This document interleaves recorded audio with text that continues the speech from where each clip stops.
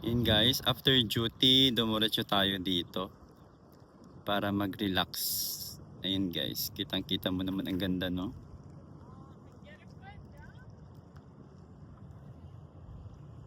Yeah. Sobrang ganda. So, ayan guys, andito tayo ngayon sa may Alsio Bailey. Yes, Alsio Bailey po tayo. Ang ganda ng kanilang lake guys. Kung gusto mong tumambay ng peaceful, dito ka pumunta at makikita mo yan. Yan yung Alsio Bailey Grand Mall na mag-open soon. Inshallah, mag-open.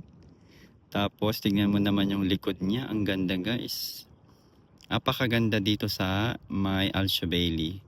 Dito ako mostly tumatambay guys pag gusto kong mapag-isa. Ayan, dito lang tayo kasi sobrang tahimik at saka yun, nakakatanggal talaga siya ng stress. Ayan guys.